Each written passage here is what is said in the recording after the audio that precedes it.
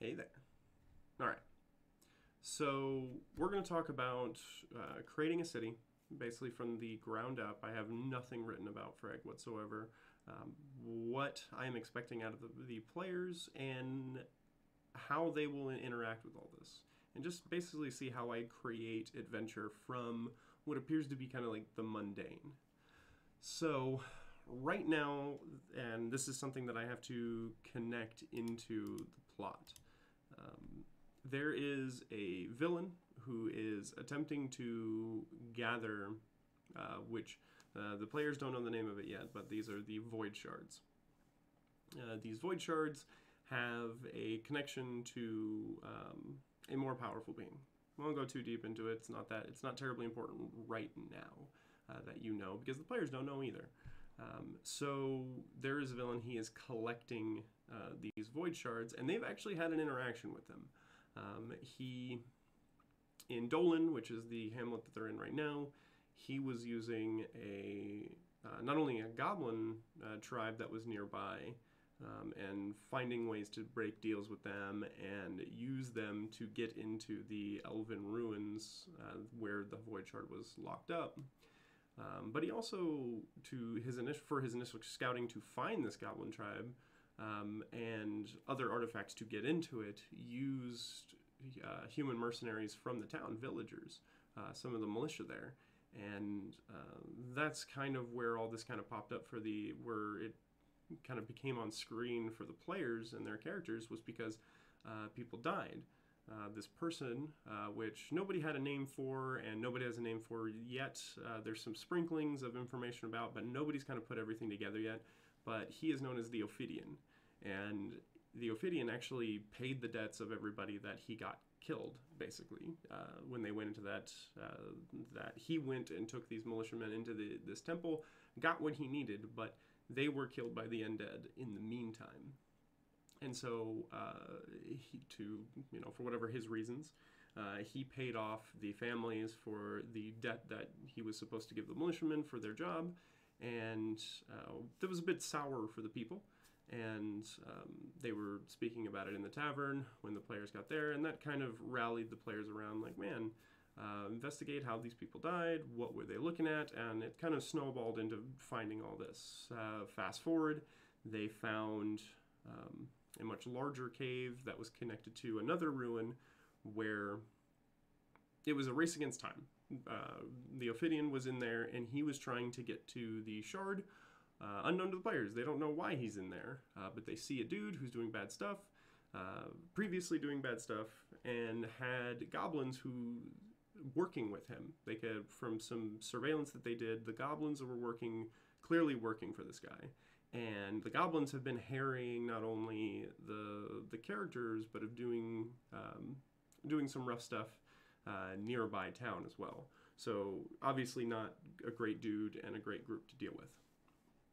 So with this, they are in there, and ultimately, because of how some of the fighting went in the initial stages of entering into the cave and trying to catch up to the Ophidian, they got kind of beaten a little bit. The party split a little bit, and it was a level 3 party. 6 of the, there's 5 players, and 6 goblins almost TPK'd them. It happens between bad rolls, splitting the party, and then not really engaging in a super beneficial way. And the goblins, this is they've set up in this area and were preparing to go in, so they had preparations for what was going on. Maybe not necessarily attack from the back, but it's better that you know the terrain, and then when somebody just comes in having no idea, they don't avenues of attack. It's just kind of the general fog of war. So they opted to flee the situation. So the Ophidian in this episode won. He got the void shard unhindered and was able to leave as well. They did a little bit of surveillance and got some more information, but the characters that did that, while they passed on some information, they did some later stuff that actually got them killed, going to a previous dungeon, 2 of them by themselves, and fought a choker by themselves. And while, 2 characters, level 3, should have been able to deal with a choker, they might have been level 2 at the time. Anyways, 2 characters, level 3 or level 2, should have been able to deal with the choker. The choker got some good rolls, and a couple of the 1 or 2 decisions that they had in the moment went against them, and both of those characters died. Yeah, it's been rough, a lot of character deaths. But so we have them coming back to the situation where they have basically investigated everything that they missed when in that race against time with the Ophidian in the ruin that they never dealt with. They never actually did the race against time. So they investigated, tried to figure it out, and they have all kinds of inclination of what might happen, and what might have happened and what will continue to happen. So right now, because of all the darkness that came about, and then now that the Ophidian is gone, they believe is gone, but definitely the shard that they saw is gone, and all of the dark presence that was here that they saw that was causing what they believe to cause the undead to rise, or the dead to rise. Now that presence is gone. They are worried that there is somebody that has some sort of dark relic, and they want to figure out who this dude is. So their idea is to go to a larger town and figure out who this guy might be and do more research on what this item is. So the obvious stop in it is Fraig. So kind of everything that I just explained to you is the combination of what I saw and what they experienced. Obviously, I've written all of this, but the way that I write means that kind of everybody's just, when I say everybody, I mean NPCs, so I'm not talking about the players. When I say everything, it's not the players, but everything else in the world, are going about their lives doing what it is. Some of them are evil, some of them are good, some of them are just trying to live in a neutral state. But they're going about their lives doing it, and they have goals. So the Ophidian, he is going about his goals. Whether or not the players interact with him, totally up to them. If he succeeds in what he's doing and is not harried by the foes, they will never register on his radar as something to deal with. And the same thing goes with the NPC farmer. If they never interact with him, he's just going to continue farming. But the moment that they create good or ill in his life, that farmer might react in some way. And that's kind of my writing philosophy. Just create people and their goals, and then see what happens when the players don't or do interact with that. So we need to basically write an entire area. And so this is not quite a city. We're going to put it as a town. The population. Tell you what, be right back. I'm going to get my dungeon. Got my DMG. So I love the 5th edition Dungeon Master's Guide and actually use it in most of the games that I play, whether or not they're 5e. So we need to go where it talks about, let's see if I can find it. We need to go where it talks about different sizes of settlements. Here we go. If you're following along at home, page 16 and 17 in the DMG. So we are going to have Fraig be a town, which is the population up to and about 6,000. So we're actually going to make Fraig a relatively large town. Yeah, it's a pretty big trading hub. It deals with all of the smaller hamlets down the river, collecting all their goods, and then selling it to the cities and other settlements that can only get to Fraig by land. So we're talking about Wayford. Cadale probably doesn't get a lot from Fraig because they are right off the river and trade with Hosberg over in Rochelle. But the Enclave in Whitebridge, Orialt might actually trade from Fraig as well. So, these are large cities. Cadale, Wayford, Orialt, large cities. Whitebridge is not a large city at all, but they still need gear. So, and this is still a work in progress. So there might be smaller hamlets and towns, and maybe even a city, probably not cities, but smaller hamlets and towns littered throughout here that might get, might trade into or from Fraig. So Let's do a population of 4,500. What kind of government are we going to have in Fraig? What page? Yeah, it's the next page.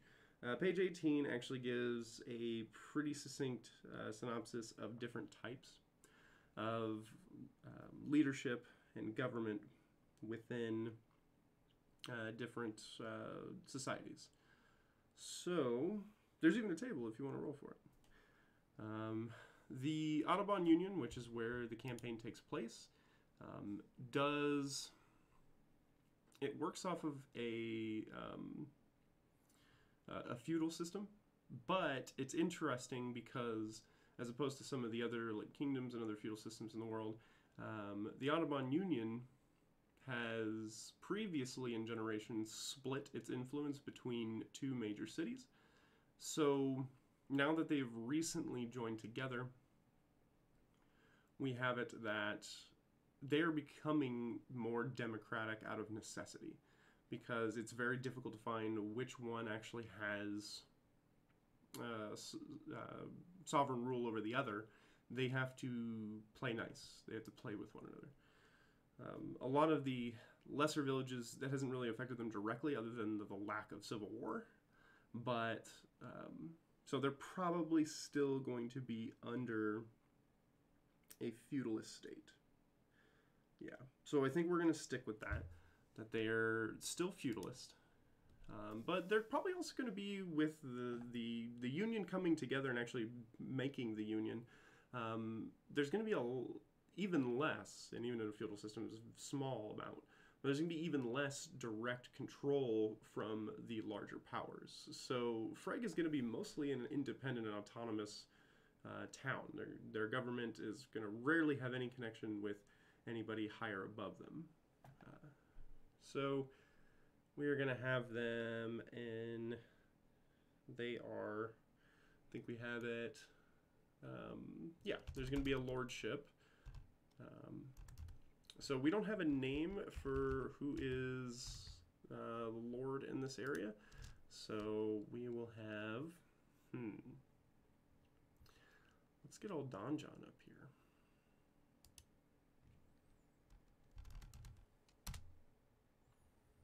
All right, common human names. If you don't use Don John, I use it a lot. Its random generation for just about everything is super useful. Do we want a male or female? I don't have any idea on whether right now whether or not the Audubons are they lean towards patriarchy or anything like that. My gut feeling is that they don't. So, and I haven't written a female lord in a while. Let's do this. So let's do female names.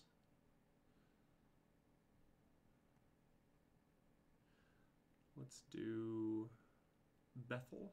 I actually kind of like that name. Lord Bethel. And let's give it a male last name, a surname.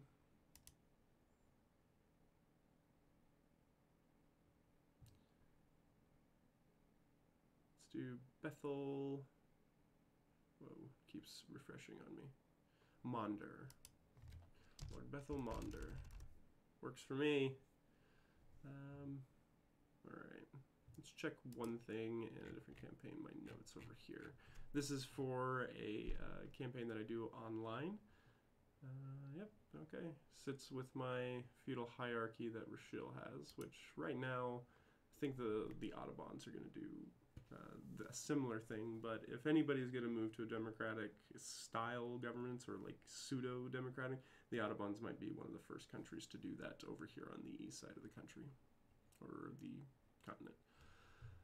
All right, and then under, we don't have a leadership title as of yet, but we can at least get,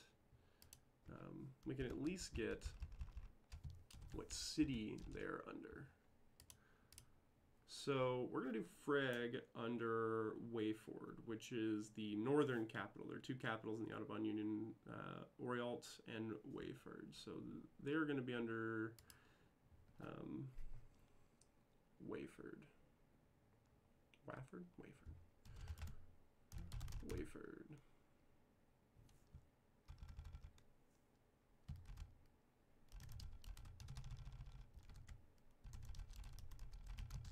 Cool. So we'll figure out who the leader of Wayford is at another time, but right now the local leadership is the most important. We can fill out other NPCs as well at a later time. The defense of the city is probably going to be fairly light. They'll most likely rely on the guilds to do a majority of the defense. And at least in my world, the guilds tend to have their own defense forces because a lot of times guilds get into conflict with one another. And they also have a vested interest to protect the city that they're in from the creatures outside, because it's difficult to trade if the trade routes aren't getting to where they need to go. So the defense is probably going to be, we'll say 200 militia, but the guilds will probably have roughly, we'll say 200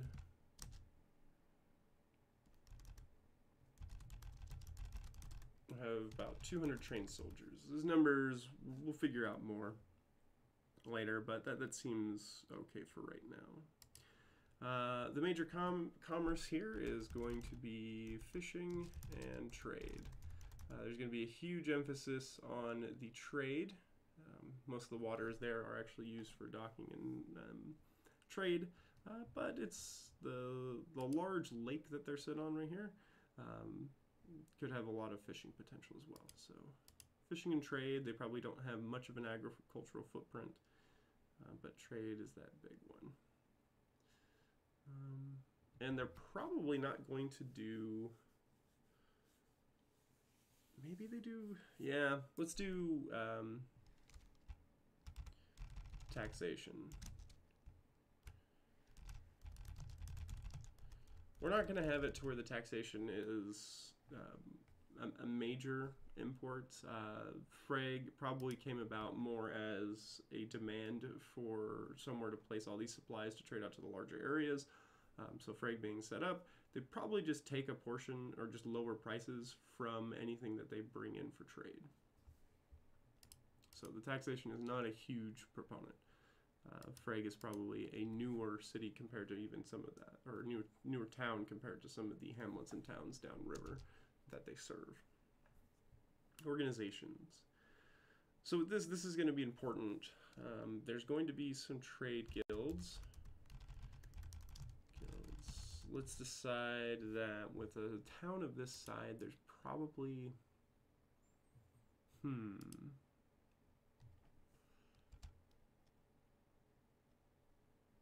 let's say 2 guilds.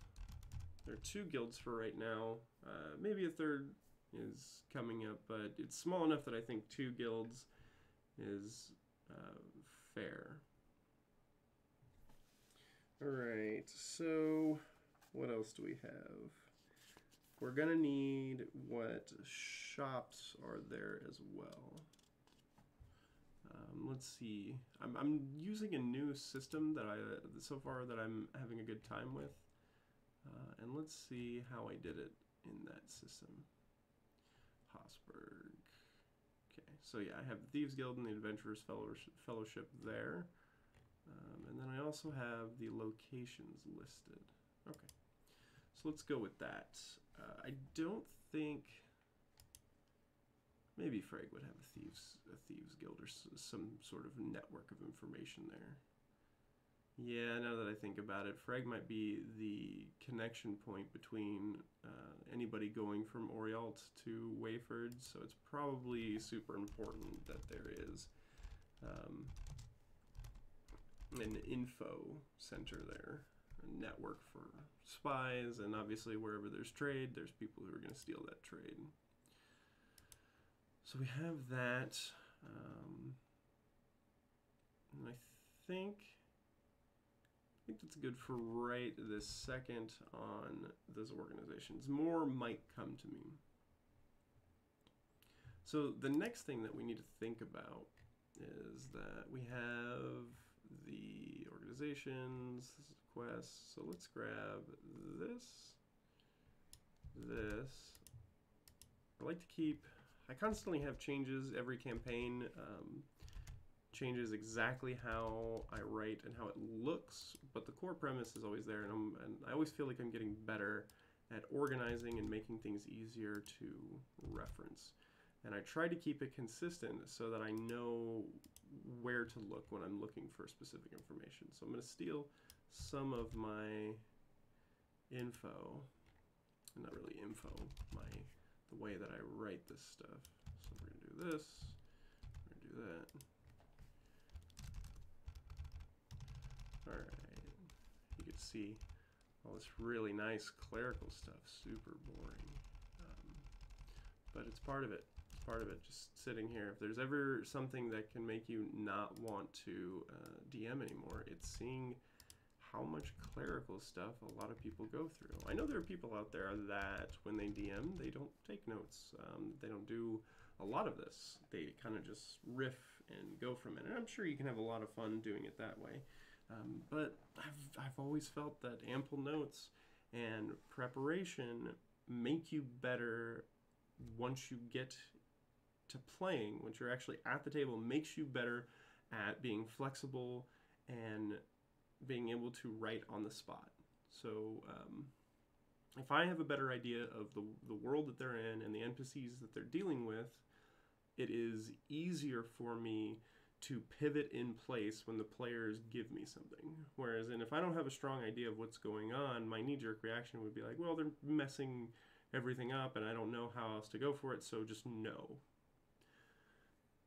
But motivations if I know my characters' motivations, and characters I mean NPCs, if I know my NPCs' motivations, I can pivot to just about anything that they do within reason and make a better story for that, more engaging for the players. So it's just my small bit of soapbox standing for just a short bit. So quests, I normally don't fill out a lot in the quest section because there's not just going to be people sitting in town going like, man, I sure wish there was an adventure to come here.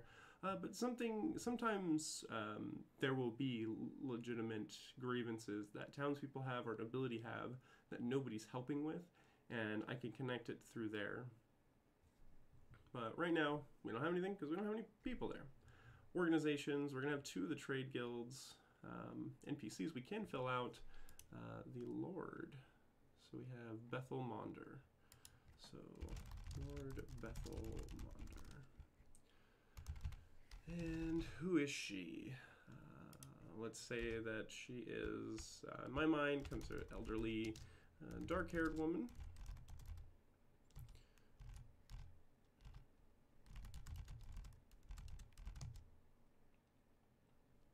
She is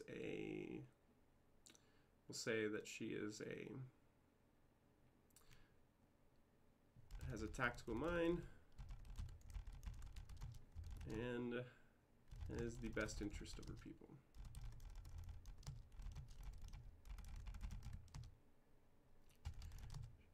She is held Lord position.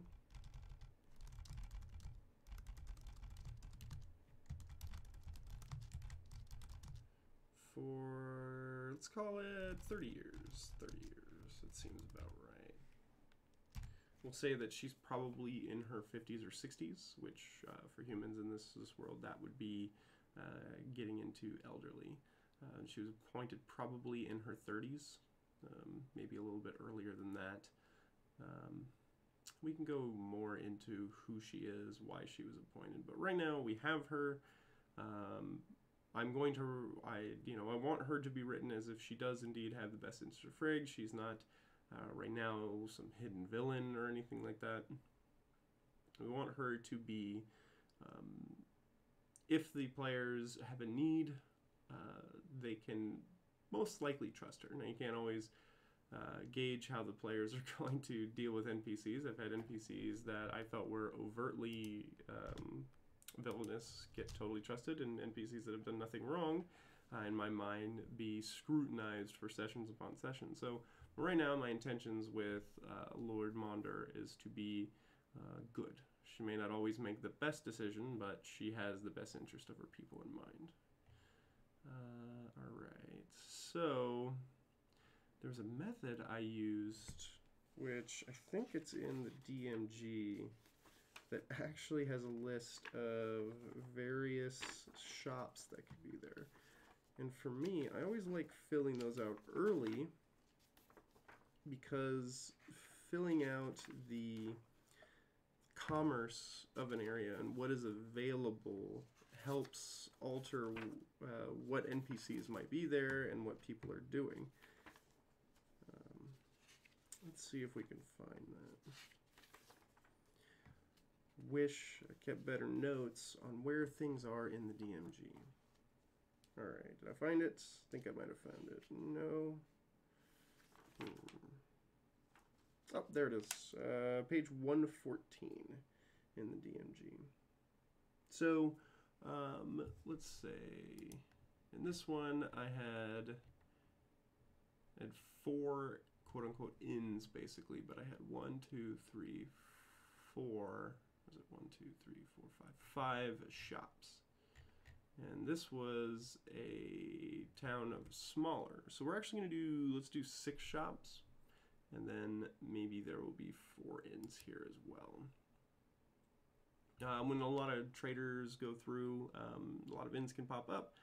They cater to different groups of people, as well as different, I guess, how well off they are. So there are probably going to be a lot of inns that cater to merchant traders or sailors or fishermen or anybody that's just passing through, whereas in maybe 1 or 2 establishment cater to nobility that might be traveling through, ambassadors and things like that. So I don't think I'm going to need, yeah, I won't need that page anymore. So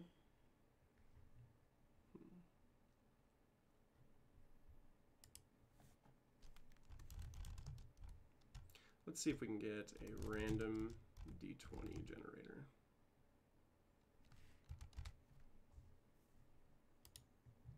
There we go. I've used this before. Let's say it is 20-sided. Let's roll 5 of them. Rolls, and it'll be number of dice to roll, number of rolls 1. Let's see what happens when I do that. Okay. 17, 12, 4, 13, 5. Excellent. So whenever you use random tables, don't be afraid to adjust, maybe re-roll, or even pick stuff if it doesn't fit. So we're going to look at 17. That's a tailor. I'm totally okay with there being a tailor here. So let's do...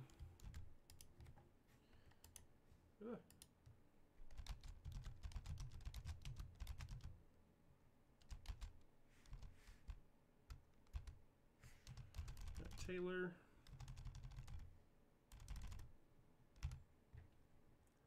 The next roll is 12, which is a carpenter. Yeah, I'm okay with the carpenter being here as well. Next roll is a 4, which is dried meats. Dried meats. Maybe a dried fish. Yeah, let's go with dried. Let's go with dried. Maybe people might trade dried meats as well. It just doesn't feel. I don't like that one. We'll come back to that one. 13 is a weaver. I don't like a weaver being there either. Because people would be bringing stuff.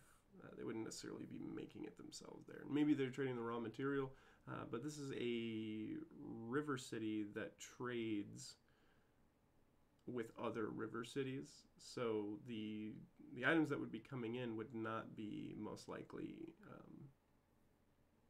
cloth or anything like that.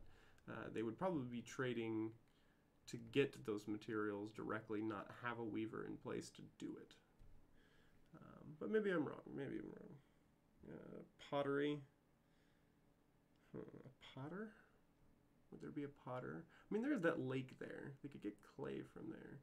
That would be a little weird shop to have. Let's go with potter. And then I want there to be... Is that even an option for like a general store in this no, it's not really a thing in this shop list.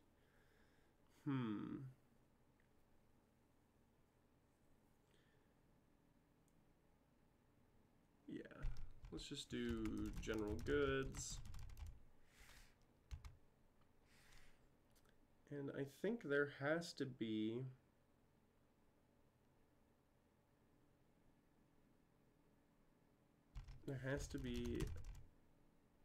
a chandler for fishing gear.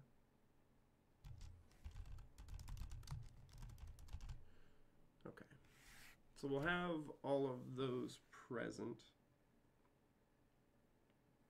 And then I think I want to do 3 inns.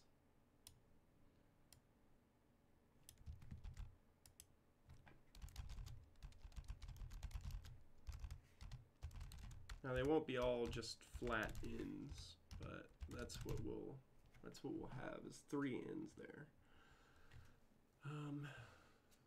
All right. Okay. So I think the best thing to do now is to go look at what our character connections are. So we have Oath of Ancients, Paladin.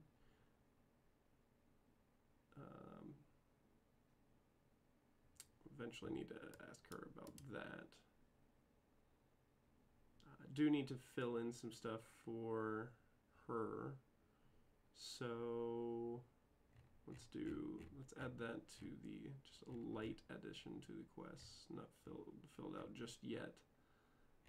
There we go. First one is find. Did she have a name for that order? Did I have a name for it? No. Okay. So we will just say nearby oath tablet. All right, and I'll know. Yeah, we'll flesh that out. It'll probably be one of the later things that we flesh out for this. I don't think I'm gonna desperately need the DMG right now. All right, so we have that. We might have another type of connection for the character Penny.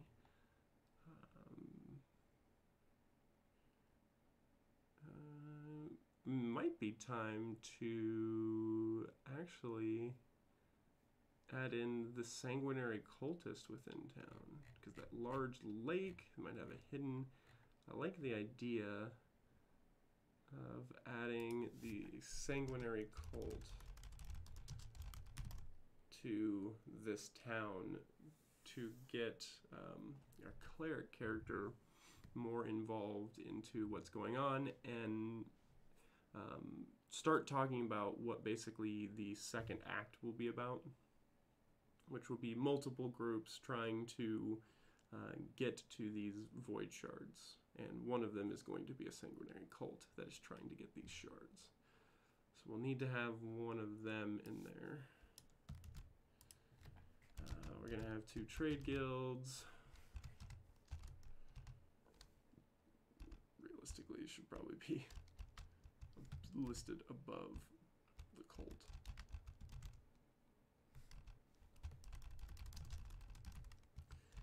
Trade guild. Then we're going to have a thieves guild. And then there might be more later, but that's enough for that. Is there anything else that we can connect to him?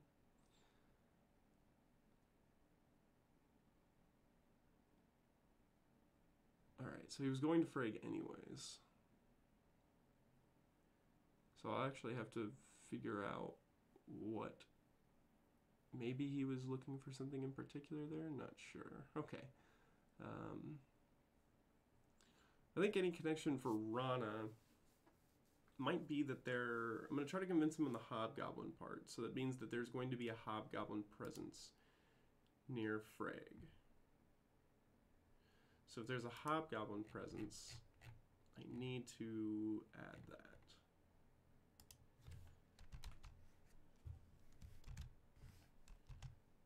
Hobgoblin presence. So what I'm doing right now is I'm basically just going through my characters' backgrounds in the quick notes that I took for their character backgrounds and finding ways to connect it into the city, and then I can start filling out the mundane stuff as well as the motives for all these other groups and what these areas look like. So we have that. We have Rana. Shen. I don't know if we're going to have anything for Shen just yet. There's a big question mark on whether or not I should have the Kovadun there.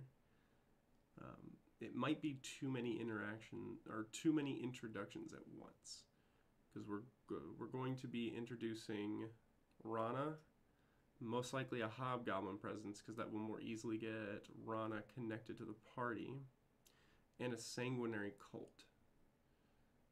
And then, not to mention, they're going to have to start dealing with the wider picture of dealing with a town that is connected to cities. So adding the Kovadun might be too early.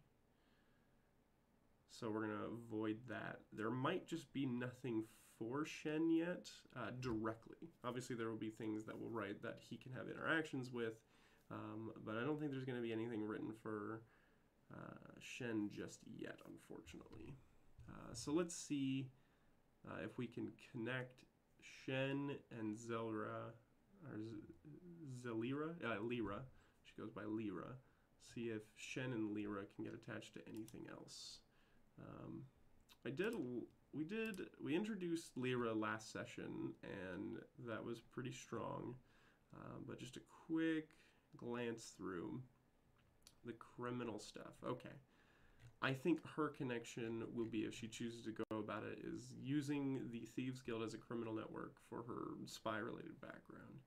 I think that's a way that we'll have her connected in there. So we've already got that introduced into there. So now that we have most of our characters with something that's directly tied to them, or at least for the rest of them tangentially tied to it, we need to figure out more. So let's go with the organizations, because those are going to be the big ones that are also going to give us more NPCs, and those NPCs we can flesh out. So Trade Guild, let's go with, let's see, what would happen if I did Crimson Spear? Yeah, stuff like that seems rough. So what is the primary trade? There are going to be traders that deal in, what are we going to have? I think the primary export is probably going to be dried fish. So maybe having, because it's still stuck in my head from the previous one. So you know what? Let's add one more shop.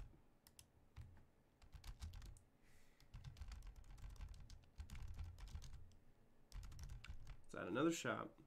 Add a little bit, because we didn't add the fourth inn that I was talking about. So we're just gonna have 3, but we're gonna add an extra shop. So we're gonna have one of the trade guilds that runs that shop, but that specializes in dried meats, or sorry, specifically dried fish, and their dried fish is known about, and they can take these large barrels of basically salt and fish and trade them to other cities, and it's a delicacy. So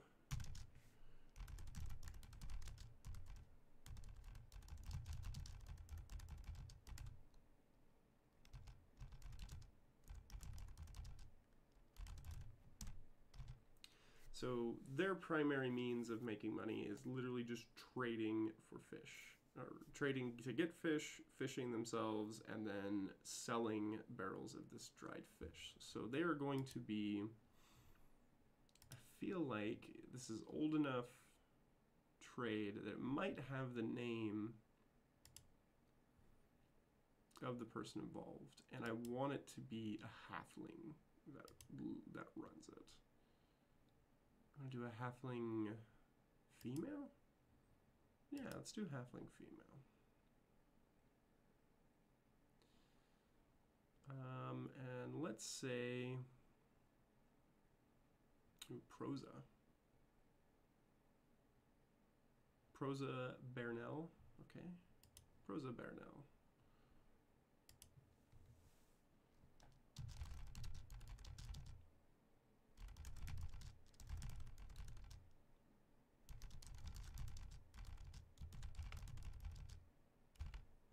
What was it? It was Bernal. So that means we can go down here.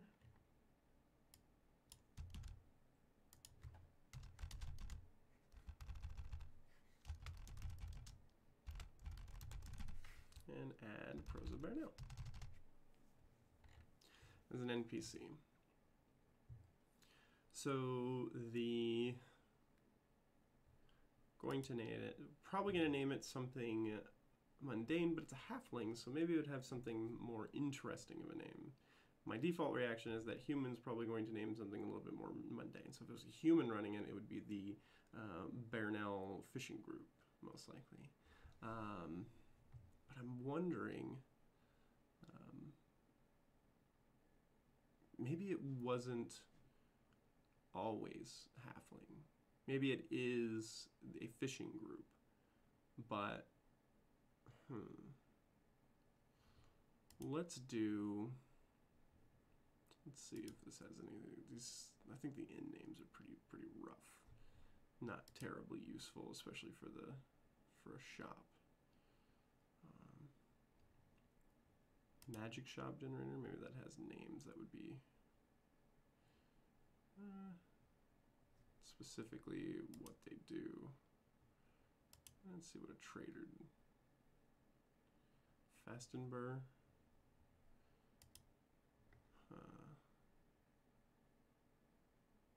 We'll worry about the name later. I'll have a name later. Thinking up names is super tedious, but it can be interesting if we do it another time. All right. So for them, they're going to be looking to do trading. We're going to have Bernal be a pretty laid-back person when it comes to just, she's not somebody that's trying to get a huge amount of money. What she's interested in is making quality product. So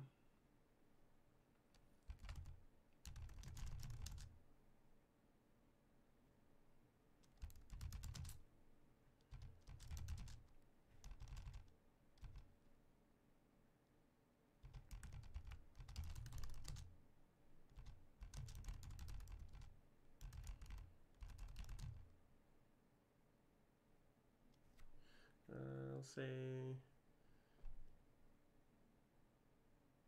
she's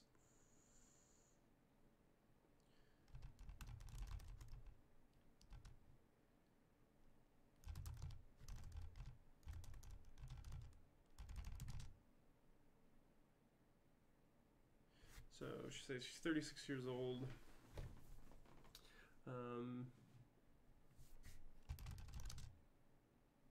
She's kind, almost.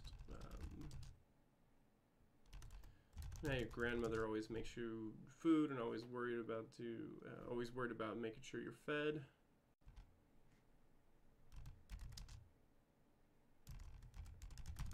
She's not that age, obviously, but some people always they tend towards that feeling. Like I've had friends who are always making sure that I'm fed and I feel comfortable in the home and whatnot. And this is how I feel Prosa is.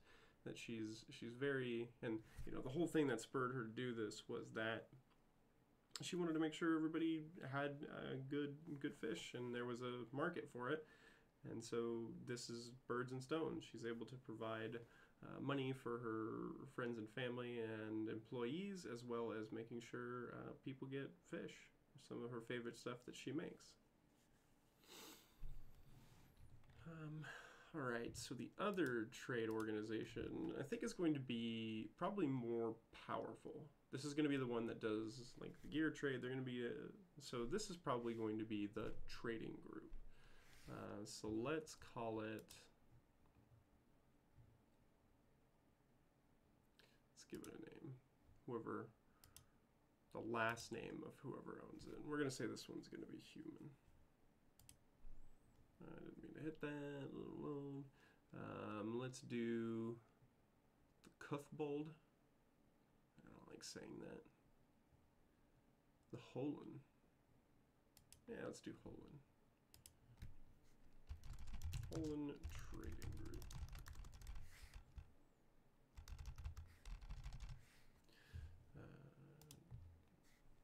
Trade guild that in shipping and dealing.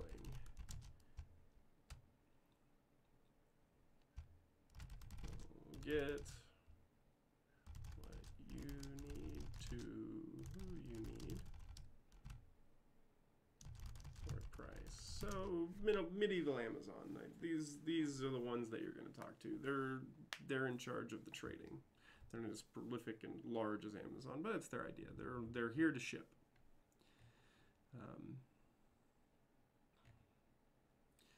And then let's say that the leader is, I didn't like any of those names. So let's do Vincent. I like that. Let's do Vincent.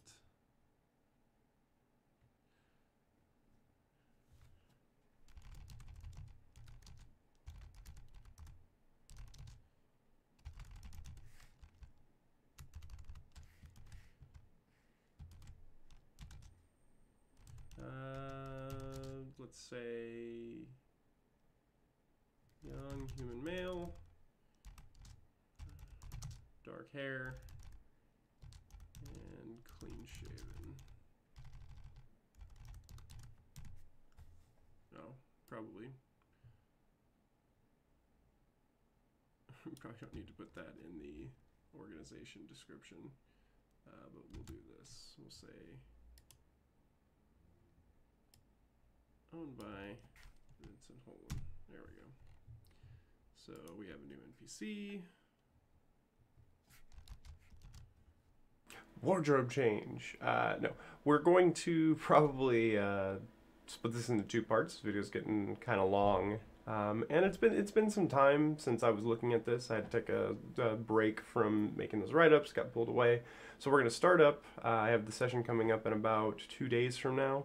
So I'm gonna go over my notes, and then on the second episode you'll see what some things that maybe I'm changing, and then we'll go into greater detail on some of these things that we started dealing with. So I'll see you in the next one.